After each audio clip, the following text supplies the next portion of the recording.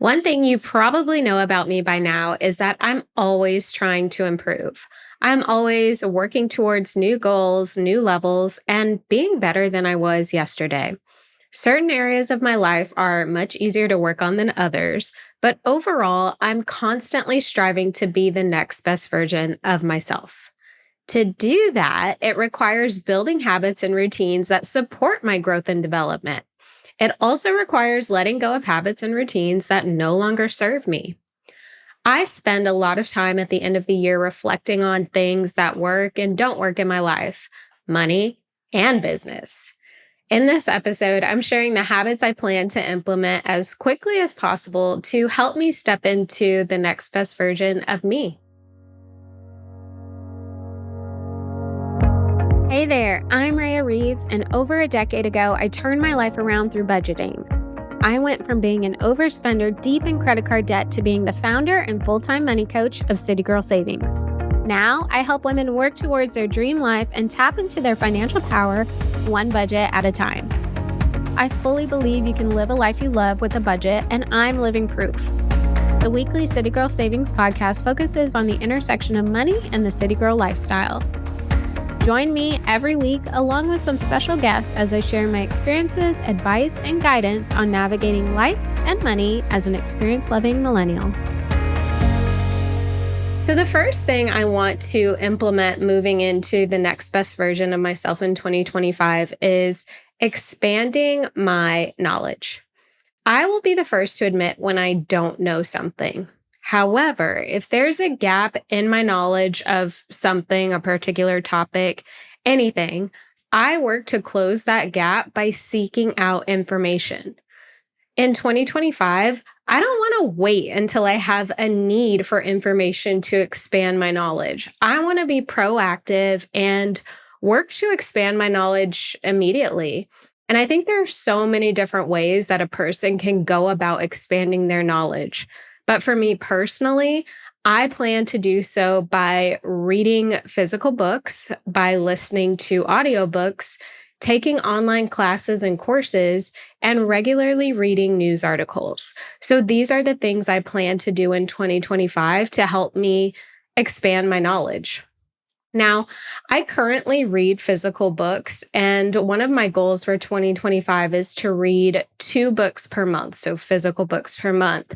However, I tend to pick fiction books to read and they're just enjoyable to me. But in 2025, I want to ensure that some of my book selections are nonfiction and informative reads. So this could include topics like personal and professional development, historical references, and autobiographies. These topics I feel will help me expand my knowledge base just overall. And I think the same can apply to audiobooks, especially the ones I listen to. Currently, I love to listen to audiobooks about business and personal growth. So I will do a better job of increasing the amount of time I listen to audiobooks, but also make sure that I expand the types of audiobooks I'm listening to. I did listen to one autobiography. It was Sidney Poitier's, and it was so good. So I definitely want to make sure I'm including autobiographies in my audiobook selections. Now, as far as news articles go, I currently pay for a Wall Street Journal subscription, and that includes MarketWatch and Barron's. I'm pretty good about reading articles on a regular basis. I think in 2024, I made that a priority, but I want to do better in 2025. Even if the topic doesn't sound interesting, even if the news article isn't necessarily related to finance specifically or me specifically, I need to read the article. I may just find new subjects I enjoy, and I think this will also help me expand my knowledge of the economy and just industries overall. And lastly, I want to expand my knowledge by taking more online courses and classes. I have taken a few in the past, mostly around building up a business, but I'd love to take classes related to things I have an interest in, but have never really taken the time to learn. So I'd love to learn more about podcasting and being a better podcaster, being a better host. I'd love to take classes around maintaining a healthy diet because that's something I struggle with. I'd love to take classes around fostering a successful marriage. I mean, now that I'm engaged and we're moving in the direction of marriage, I would love to take a class and learn more about the institution of marriage. And I'd love to take more marketing classes. So I think there are classes on just about every topic, and it's really a matter of me being proactive and going to seek out that information and taking action. Fortunately, there really is a course for just about everything in this day and age. So while it will require some initial research from me up front, I think it will be worth it when my knowledge base continues to increase. Now, I want to add something here. I'm currently reading Think and Grow Rich by Napoleon Hill. And in that book, he mentions knowledge. He says there's a famous quote, knowledge is power. But his theory is that knowledge is power only when that knowledge is actually leveraged. So you can have a general knowledge of just about everything, but if you don't take action with that knowledge, it's really just taking up space in your brain, not really benefiting you. So that stuck with me, especially because in 2025, I want to expand my knowledge. Not only do I want to expand my knowledge, but I want to make sure that I'm using the knowledge that I'm obtaining and leveraging it in a way that betters my life ultimately. The next way I plan to step into the next best version of me is by monitoring what goes into my body. I think another thing I've been pretty vocal about on this podcast is my health and my diet goals. I have a goal in 2025 to walk 12,000 steps a day, Monday through Friday, and to work to be in a caloric deficit. I think one way I can do this is by being mindful of what goes into my body. I'm very aware of the foods I eat. I really think about my meals and like what I order, whether those foods are good or bad. I do give them a lot of thought, but I don't do a good enough job of actually monitoring what ingredients are in those foods. So basically, I have not monitored what I put in my body, and I can't really say what does and doesn't have a negative effect on my body. I mean, I think we're all wise enough to know that a lot of sugar, processed foods, carbs, things like that don't have many positive impacts, but I can't take it further than that. I can't say if rice impacts me differently than pasta impacts me. I can't say if I do better with oat milk versus almond milk. And I would love to be more in tune with those things. And I think it's going to start with monitoring what I put in my body, not just the options that I have, but the ingredients that actually go into those options. So that's definitely something I think will help me significantly. And I definitely want to know my body better than I currently do. I want to be the healthiest version of myself. I want to know what I'm eating, what the ingredients are, and what the macro count is at all times. I go off and on with using MyFitnessPal. I'll be consistent with it, and then I won't use it for a month. And I want to do things differently in 2025. So I'm really being intentional with this. Even as I say that, though, it does sound intimidating. I'm not going to lie. It sounds like a lot of extra work. It sounds like a lot of extra awareness on my part, but I've talked about my health and my diet goals quite some time on this podcast. And I'm at this point where it's like, put up or shut up. So yes, it might sound intimidating, but it's going to be worth the work. I definitely believe that. I'm not fully happy with where I am in my body. And the only way that will change is if I give more attention to the foods and drinks that I consume. So I do want to add that my goal is not to be extremely skinny or to hit a certain number on the scale. My goal is to feel my best, have confidence in the clothes I wear, and just know that I'm doing what's best for my body at least 90% of the time. I don't think a completely restrictive lifestyle is the way to go.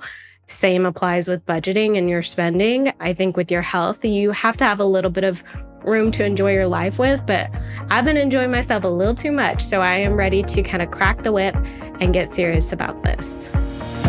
Are you loving this episode so far? Well, the money and life level up conversations never end in the City Girl Savings community. Visit citygirlsavings.com for instant access to resources that help you budget, level up your money mindset, and so much more. And make sure you stay up to date with CGS by following us on Instagram, TikTok, and YouTube, all at City Girl Savings. The next way I plan to step into this next best version of myself is I want to surround myself with successful people. So I'm not sure if you can tell by listening to this podcast or if you're in the City Girl Savings Facebook group or following on Instagram, but I'm actually more introverted than extroverted. I am fully capable of putting myself out there. I can show up on camera. I can meet new people if I'm in those situations. But it's been a while since I've proactively put myself in situations to meet new people. I have my core group of friends that I love to spend my time with. I have my family that I see regularly. I have a few clients that I see when they're in town or if I'm in their town. I have industry acquaintances that I meet up with, connect with. But outside of that, I'm not really out and about meeting new people. And I actually think that needs to change if I want to be the next best version of myself. And not just in meeting new people, but maybe, or specifically, I should say, in surrounding myself with successful people, people who have built more than me, people who run bigger businesses than me, people who are wealthier than me, people who have long-lasting marriages, people who have been more places than I've been. So I don't just mean surrounding myself with successful people in terms of financial means, but successful in life and that pursuit of happiness. I definitely want to surround myself with more people who appear happy and value the things that I value. So I definitely need to surround myself with people who have things that I don't have, but ultimately want, or people who have achieved things that I want so that I can learn and hear their perspectives.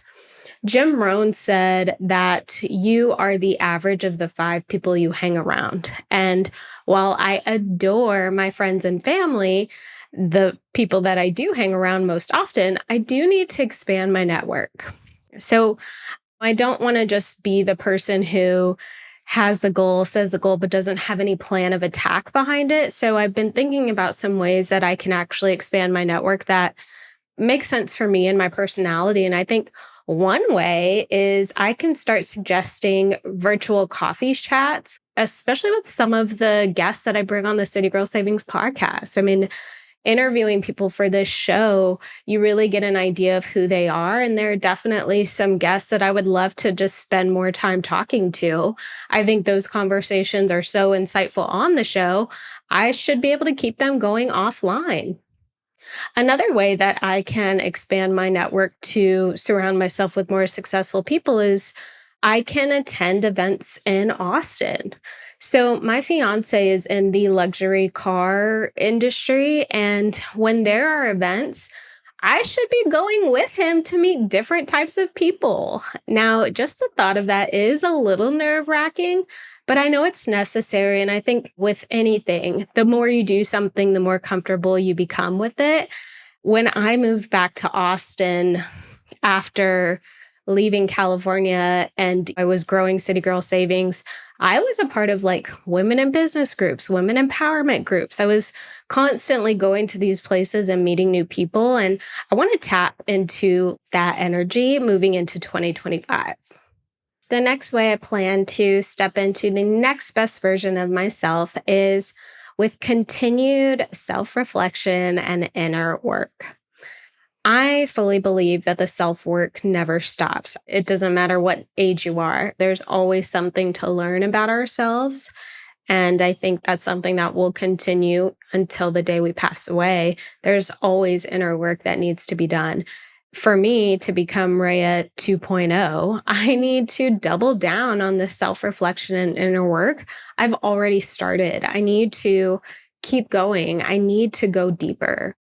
The therapist that I worked with all of 2024 is no longer under my insurance. So I'm taking this as an opportunity to find someone who can really help me take that inner work to the next level. I have a feeling it's going to cost me, but I know it will be worth the money that I spend. I think another part of doing the inner work would be for me to work with a business coach. I understand that I am not my business, but my business and the work I do is my passion. So if I can continue to grow and hone in on my business, there will definitely be an enhanced sense of purpose in my life. And working in my purpose is very important to me. So I definitely want to double down on the work I've already started with self reflection and going deep and looking inwards. I want to take that up a notch in 2025 and get to a better place with my purpose, my passion, and accepting things as they come or as they are. Sometimes I still feel that need to control a lot of things, and I've learned that you really can't. So I want to work through that a little bit more and get to a place of more acceptance than where I currently am. And the final thing that I want to do to become the next best version of myself is to do more of what makes me happy. And I know this sounds a little cheesy, but I think it really applies to all of us. We should spend our time doing things that make us happy. For me personally, the next best version of myself is the happiest I've ever been. And to reach that, I need to make sure I am constantly doing more of the things that actually make me happy. Now, I don't want to confuse this with never being uncomfortable or never being in challenging situations. I think those things are needed for continued character growth. I'm merely saying that instead of watching TV or scrolling social media, I want to be doing things that truly bring me joy. So for me, this could be taking an extra walk outside. It could be playing with my dogs, planning a trip. I love planning trips. It could be going to the movie theaters, love the movies, researching new restaurants, or visiting local libraries and bookstores. So again, I'm not just sitting here saying, I want to do more of what makes me happy and not having a plan of attack. These are some of the things I want to do to make sure I'm tapping into my happiness and joy. I have found that I definitely use TV and social media to check out, but I know I'd feel 1,000 times better if I spent that time instead doing things that make me happy. Like I can check out and be happy at the same time. So this is something I definitely want to prioritize in 2025. But in the grand scheme of things, our time on earth is so short. And filling our time with things, people, and places we love seems like a great way to make the most of the time that we actually do have. So there you have it, the ways I plan on stepping into the next best version of myself this year. I want to give these habits and routines an honest shot. I want to see how they impact my personal and professional growth. And then I want to continue to find new ways to become the next best version of myself. I hope I've inspired you to do the same and just know that the work never stops. There are always new levels for us to hit.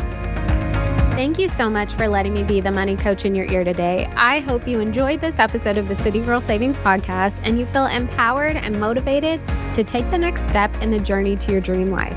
Remember, if someone like me, a millennial who loves to travel, new experiences, and iced coffees can live a life they love on a budget, you can too.